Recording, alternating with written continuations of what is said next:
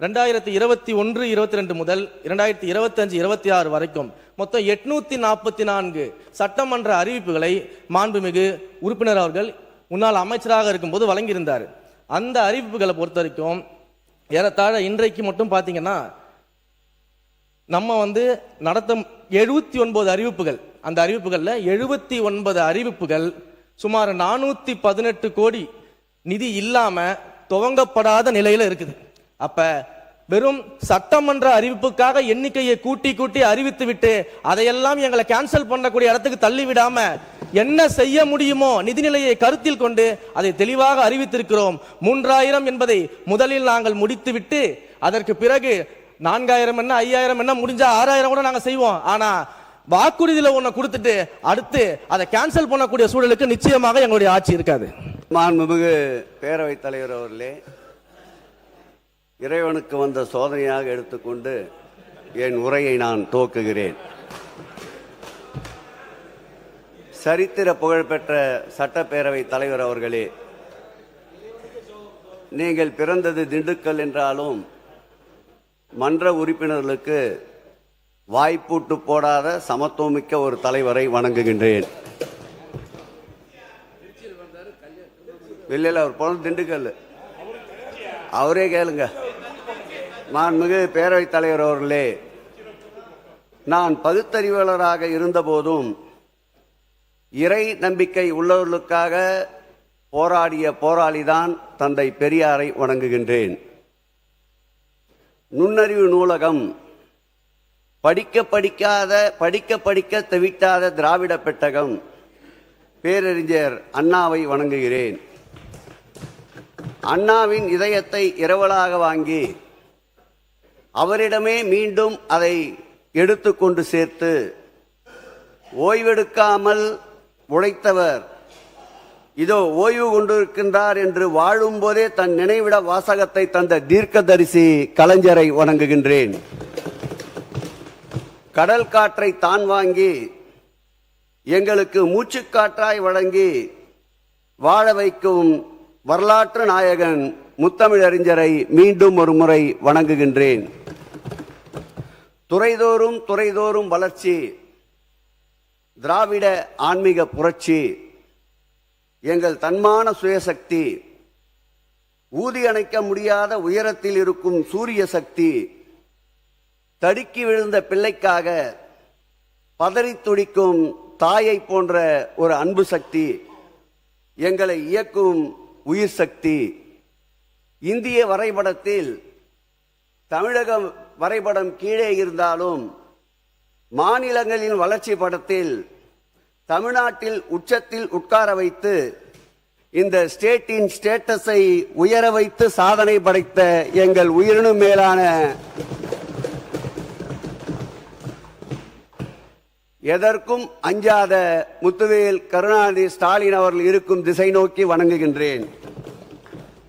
வம்பால் எதிர்ப்பவரை அன்பால் வீழ்த்தும் வல்லமை கொண்டவர், ராஜராஜ சோழனின் மகன், கடாரம் என்ற ராஜேந்திர சோழனாய், தந்தை 2ஆம் பிலிப்பின் இராணுவத்தை கொண்டு உலகை வென்ற அலெக்சாண்டராய், பொறுப்பு வழங்கும் போதெல்லாம் பொறுத்து கொள்ளாதவர்கள் கூட புருவம் உயர்த்தி போற்றும்படி உயர்ந்த சட்டமன்றத்தின் சங்கநாதமே, அஞ்சா நெஞ்சமே, மாண்புமிகு எதிர்க்கட்சி தலைவர் உதயநிதி ஸ்டாலின் அவர்களை வணங்குகின்றேன்.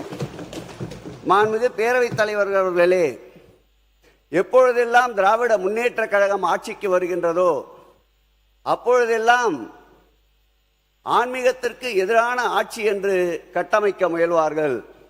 அது கலைஞர் ஆட்சி என்றாலும் சரி, எங்கள் உயிரினும் மேலான திராவிட மாடல் ஆட்சியுடைய நாயகன் ஆட்சி என்றாலும் சரி, அந்த கட்டை உடைத்து ஆன்மீகத்தில் திராவிட புரட்சியை கண்டவர்கள் இருபெரும் தலைவர்களை மீண்டும் ஒரு முறை நினைவு கூறுகிறேன். மாண்புமிகு பேரவைத் தலைவர் அவர்களே, சமீபத்தில் ஆகஸ்ட் 15ஆம் தேதி கோட்டை கொத்தளத்திலே முதல்வர் அவர்கள் கொடியேற்றி உரை நிகழ்த்தினார். அதை நான் திரும்பி பார்க்கிறேன், திகைத்து நிற்கிறேன். 2021ஆம் ஆண்டு இதே கோட்டை கொத்தளத்தில் எங்கள் திராவிட மாடல் ஆட்சியுடைய நாயகன் கொடியேற்றினார்.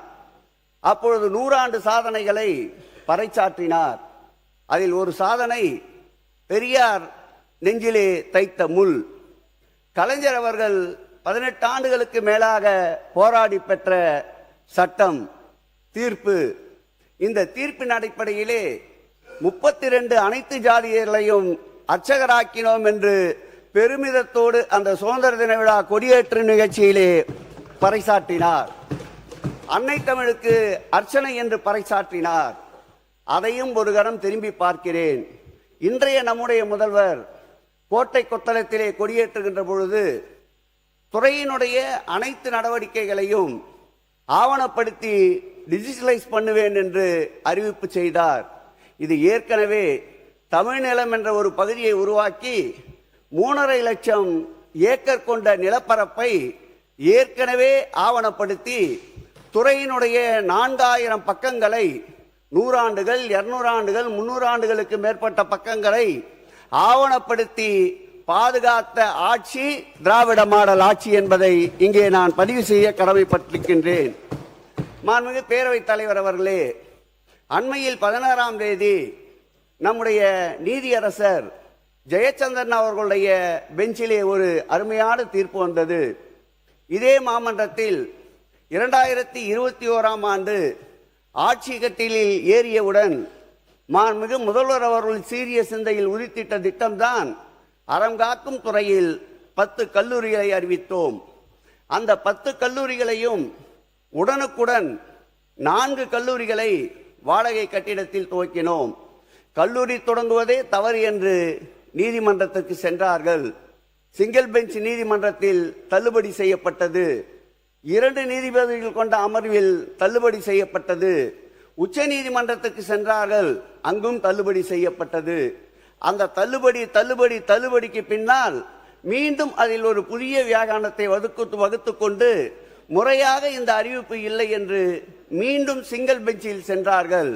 அதன் பிறகு ஜெயச்சந்திரன் நீதியரசர் அவர்களுடைய தீர்ப்பு அண்மையிலே 16ஆம் தேதி கிடைக்க பெற்ற போது உறுதியாக சொன்னார், இந்த கல்லூரிகள் தொடங்கப்பட்டது நியாயமானது, முறையானது என்று அன்றைய தமிழக முதல்வர் அவருடைய கருத்திற்கு வலு சேர்த்திருக்கிறது இன்றைக்கு நீதிமன்றம். நான் இதில் கேட்க விரும்புவதெல்லாம் 10 கல்லூரிகளில் 2 கல்லூரி கட்டிடங்கள் கட்டி முடிக்கப்பட்டுவிட்டன. மீதம் திருச்செந்தூர் கோயில் சார்பிலேயும் அர்த்தநாரீஸ்வரர் திருக்கோயில் சார்பிலேயும் கட்டப்பட வேண்டிய கல்லூரி கட்டடங்கள் கட்டப்படுமா? அப்பொழுது அறிவித்த அந்த 6 கல்லூரிகள் கடையம், லால்குடி, வேலூர் போன்ற மாவட்டங்களில் அறிவிக்கப்பட்ட அந்த 6 கல்லூரிகளும் இந்த ஆட்சியிலே கட்டப்படுமா? அதோடு நீதியரசர் தீர்ப்பிலே ஒன்றை குறிப்பிட்டிருக்கின்றார். அந்தந்த திருக்கோயிலின் சார்பில் நிதி இருந்தால் கல்லூரிகளை கட்டலாம், இல்லை என்கின்ற போது நிச்சயமாக அரசு அதற்கு உதவி செய்ய முன்வர வேண்டும் என்று வரலாற்று சிறப்புமிக்க தீர்ப்பு இது. எங்கள் முதல்வர் 10 கல்லூரிகளிய கனவை இந்த ஆட்சி நிறைவேற்ற வேண்டும் என்று இந்த நேரத்தில் கேட்டுக்கொள்கிறேன். பலர் நான் முடிச்சிடறேன், ஒன்னையும் தப்பாவே பேசல, நீதிமன்ற குறித்து வைத்துக் கொண்டு முழுவதுமாக நீங்க பதில் அளிக்கலாம். தங்க முதலீடு திட்டம் திருக்கோயிலில் ஆன்மீக வளர்ச்சிக்கு, மக்களுடைய அடிப்படை தேவைகளுக்கு எப்படியெல்லாம் வருமானத்தை ஈட்டினோம் கடந்த காலங்களில் என்பதற்கு ஒரே ஒரு உதாரணம். கேட்பாரற்று மூட்டை மூட்டையாக கட்டி வைக்கப்பட்டிருந்த தங்கங்கள் யாரும் கேட்பாரற்று கிடந்தது. அந்த தங்கங்களை 3 நீதியரசர்கள் கொண்ட குழு அமைத்து 3 மண்டலங்களாக பிரித்து அந்த தங்கத்தினுடைய பலமாற்று பொன்னினங்கள் எந்தெந்த தெய்வத்திற்கு காணிக்கையாக வந்ததோ அந்த தெய்வங்களுக்கு பயன்படுத்த முடியாத தங்கங்களை நீதியரசர்களை வைத்து முழுமையாக அதை வீடியோ பதிவு செய்து அந்த தங்கத்தை பிரித்து அந்த தங்கத்தை இங்குள்ள பாரத ஸ்டேட் வங்கியின் வாயிலாக ஒன்றிய அரசுக்கு சொந்தமான மும்பையிலே இருக்கின்ற தங்க உருக்காலைக்கு அனுப்பப்பட்டு கொண்டு போகின்ற தங்கத்தினுடைய அளவு எவ்வளவு, உருக்காலைக்கு பிறகு கிடைக்கின்ற தங்கத்தின் அளவு எவ்வளவு என்ற சான்றிதழோடு இதுவரையில் திருக்கோயிலுக்கு சேர்த்த தங்கத்தினுடைய அளவு 1111 கிலோ. அந்த தங்கத்தினால் வருகின்ற ஆண்டு வருவாய் ரூபாய் 20 கோடி. இப்படி ஆட்சி அதிகாரத்தில் இருக்கின்ற பொழுது இறைவனுக்கு சொத்து சேர்த்து அந்த சொத்தின் வாயிலாக இறைவனுக்கு திருப்பணியை செய்த ஒரு அரசு உண்டென்றால் அதுதான் திராவிட மாடல் அரசு, திராவிட ஆன்மீக மாடல் அரசு. மாண்புமிகு பேரவைத் தலைவர் அவர்களே, இந்த சபையில் பல நேரங்களில் காணோம் காணோம் என்ற வார்த்தையை நாம் கேள்விப்பட்டோம். நான் சொல்லிக் கொள்கிறேன், சூரியனை வானத்தில் காணலாம், சந்திரனை நட்சத்திரங்கள் நடுவில் காணலாம். பக்த பிரகலாதன் சொன்னான், ஆண்டவனை எங்கே காண்கிறீர்கள் என்றால் தூணிலும் இருப்பார் துரும்பிலும் இருப்பார் என்றான். அந்த வகையிலே திராவிட மாடல் ஆட்சியிலே ஆன்மீகத்தில் உருவாக்கப்பட்ட பக்தருடைய நன்மைகள், அது உருப்பசி ஓவாபிசி என்ற பசி போக்கின்ற அன்னதான திட்டம் என்றாலும் சரி, கட்டணமில்லாத இலவச திருமணம் என்றாலும் சரி, அது விளக்கு பூஜை என்றாலும் சரி, அது மருத்துவ மனைகள் என்றாலும் சரி, எங்கெல்லாம் லட்சக்கணக்கான மக்கள் பக்தர்கள் பயன்பெற்றார்களோ அங்கெல்லாம் எங்கள் உயிரினும் மேலான திராவிட மாடல் ஆட்சியுடைய நாயகனை காணலாம் காணலாம் காணலாம் என்று பதிவு செய்கிறேன். மாண்புமிகு பேரவைத் தலைவர் அவர்களே, இந்த ஆட்சி ஏற்பட்டவுடன் நிதிநிலை அறிக்கையிலே குறிப்பிட்டிருந்தீர்கள். குறிப்பாக சொல்ல வேண்டும் என்றால் கொள்கை விளக்க குறிப்பிலே கூட குறிப்பிட்டிருந்தீர்கள். பக்கம் 281 3000 கோயில்களுக்கு திருக்குடம் முழுக்கு என்று. ஆம், திராவிட மாடல் ஆட்சி ஏற்பட்ட பிறகு இதுவரையில் 4641 திருக்கோயில்கள் தேர்தல் அறிவிப்புக்கு முன்பு வரையில் குடமுழுக்கு நடத்தினோம். நீங்கள் குறிப்பிட்டிருக்கின்ற இந்த கொள்கை விளக்க குறிப்பில் 281 கோயிலுக்கு குடமுழுக்கு நடத்தினோம் என்று கூறியிருக்கின்றீர்கள். ஒட்டுமொத்தமாக பார்த்தால் 4930 திருக்கோயிலுக்கு திராவிட மாடல் ஆட்சியில் விதைக்கப்பட்ட விதைதான் இன்றைக்கு மரமாக வளர்ந்து குடமுழுக்கு கண்டிருக்கிறது என்பதை பதிவு செய்கிறேன். இதிலும் ஒரு பின்னடைவு. நாங்கள் ஆட்சி பொறுப்பில் 5 ஆண்டுகளில் 4930 என்றால் நீங்கள் 5 ஆண்டுகளில் 3000 என்று அறிவித்திருக்கின்றீர்கள். இந்த 3000ஐயும் கணக்கிட்டு பார்த்தால் திராவிட மாடல் ஆட்சியில் 12630 திருக்கோயில்களுக்கு நாங்கள் SLC அனுமதியை வழங்கியிருக்கின்றோம். நீங்கள் ஏற்றுக்கொண்டிருக்கின்ற இந்த 3000 திருக்கோயில்கள் அதிலே வருகிறதா அல்லது அது இல்லாமல் தனியாக நடத்த போகின்றீர்களா? மாண்புமிகு அமைச்சர் பேரவைத் தலைவர் அவர்களே, 3000 கோயிலுக்கு திருக்குட முழக்கு செய்யப்படும் என்ற அறிவிப்பு இந்த ஆட்சியின் பின்னடைவு என்று மாண்புமிகு உறுப்பினர் அவர்கள் மென்ஷன் பண்ணி சொல்லியிருந்தாரு. ஒரு விஷயத்தை இங்கே தெளிவுபடுத்த விரும்புகிறேன். கடந்த 5 ஆண்டுகளில் 2494 திருக்கோயில்களுக்கு திருப்பணிகளை பொதுநல நிதியில் செய்வோம் என்று அதற்கான திட்டங்களை எல்லாம் தீட்டிவிட்டு இன்றைக்கு நீங்க பார்த்தீங்கன்னா அந்த மொத்த மதிப்பீட்டில் இன்னும் 392 கோடி நிலுவையில் இருக்கிறது. திரும்ப செலுத்தாம நிலுவையில் இருக்கிறது. அதுல முழுமையாக திருப்பணிகள் முடிந்த கோயில்கள் இருக்கிறது, பாதியில் திருப்பணிகள் நிற்கக்கூடிய கோயில்கள் இருக்கிறது, இன்னும் துவங்கப்படாத பணிகள் இருக்கிறது. அப்ப ஏறத்தாழ 400 கோடி ரூபாய் அளவுக்கு திருப்பி செலுத்த வேண்டிய தொகை நிலுவையில் இருக்கிறது. அது மட்டும் இல்லாம கடந்த 5 ஆண்டுகள் சட்டமன்ற அறிவிப்பு எடுத்து பார்த்தீங்கன்னா 2021-22 முதல் 2025-26 வரைக்கும் மொத்தம் 844 சட்டமன்ற அறிவிப்புகளை மாண்புமிகு உறுப்பினர் அவர்கள் முன்னாள் அமைச்சராக இருக்கும்போது வழங்கியிருந்தார்.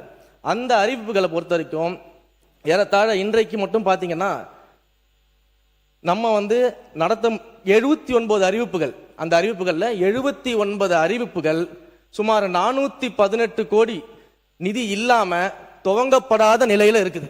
அப்ப வெறும் சட்டமன்ற அறிவிப்புக்காக எண்ணிக்கையை கூட்டி அறிவித்து விட்டு அதையெல்லாம் எங்களை கேன்சல் பண்ணக்கூடிய இடத்துக்கு தள்ளி விடாம என்ன செய்ய முடியுமோ நிதிநிலையை கருத்தில் கொண்டு அதை தெளிவாக அறிவித்திருக்கிறோம். 3000 என்பதை முதலில் நாங்கள் முடித்துவிட்டு அதற்கு பிறகு 4000 என்ன 5000 என்ன முடிஞ்சா 6000 கூட நாங்க செய்வோம். ஆனா வாக்குறுதியில ஒண்ணு கொடுத்துட்டு அடுத்து அதை கேன்சல் பண்ணக்கூடிய சூழலுக்கு நிச்சயமாக எங்களுடைய ஆட்சி இருக்காது. மாண்புமிகு உறுப்பினர் PK சேகர் பாபு அவர்கள். நான் லாவாணி பாட விரும்பவில்லை.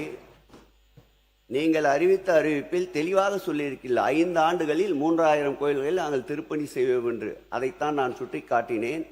நீங்கள் ரத்து செய்ய பணிகள் அனைத்தும் மக்கள் நலப் பணிகளுக்காக இந்த ஆட்சியிலே விடப்பட்ட டெண்டர்கள்.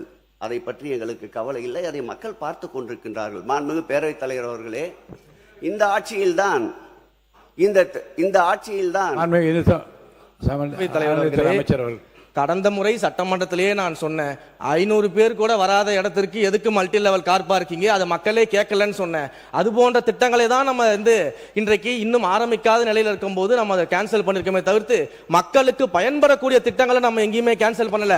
அதோட இன்னொன்னையும் சொல்றேன், எந்த அளவிற்கு இன்னும் நிதி சுமையில இருக்கும்போது பணம் திரும்ப வர வேண்டியது இருக்குன்னா, நகைச்சுவையா ஒரு விஷயத்தை சொல்றேன். நம்முடைய பாடநூல் கழக வாரியத்தினுடைய தலைவர், என்னுடைய அன்பிற்குரிய சகோதரர் அண்ணன் லொயாலா மணி அவர்கள் அனைவருக்கும் தெரியும். எப்பவுமே எனக்கு ஃபோன் பண்ணாருன்னா, அன்பா சாப்பிட்டியா, என்ன பண்ற, ஏது பண்றேன்னு கேட்பாரு. இப்பெல்லாம் உன் துறையில ஒரு 58 லட்சம் எனக்கு பெண்டிங் இருக்கு, அதை எப்போ கொடுப்பேன்னு கேட்டுக்கிட்டு இருக்கிறாரு. அந்த அளவிற்கு நிறைய இடங்கள்ல திருப்பி தர வேண்டிய பணத்தொகை இருப்பதனால தான் நாம இந்த நிதி நிலைமையை கருத்தில் கொண்டு நம்ம அந்த 5 வருஷத்துக்கான திட்டங்களை எண்ணிக்கையை நம்ம சொல்லியிருக்கிறோம். இதை இந்த இடத்துல நான் தெளிவுபடுத்த விரும்புகிறேன். மாண்பு உறுப்பினர் PK சேகர் பாபு அவர்கள். ஒரு ஆட்சி நிறைவேறுகின்ற பொழுது நடைபெற்ற பணிகளுக்கு அடுத்த ஆட்சியில் நிலுவை இருந்தால் அதை தருவதுதான் ஒரு திறமையான ஆட்சிக்கு அடையாளம். எங்களை பொறுத்தளவில் எங்களுடைய ஆட்சியில் திராவிட மாடல் நாயகன் மீது வைத்த நம்பிக்கையில் அவருக்கு ஒன்றை சொல்லிக்கொள்ள விரும்புகிறேன்.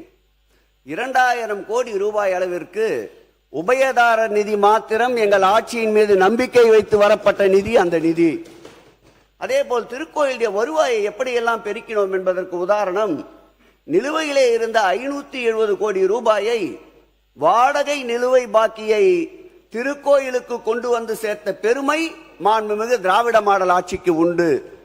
அன்னதான திட்டத்திற்கு சுமார் 300 கோடி அளவிற்கு பொதுமக்கள் பங்களிப்பை கொண்டு வந்து சேர்த்த ஆட்சி எங்கள் ஆட்சி.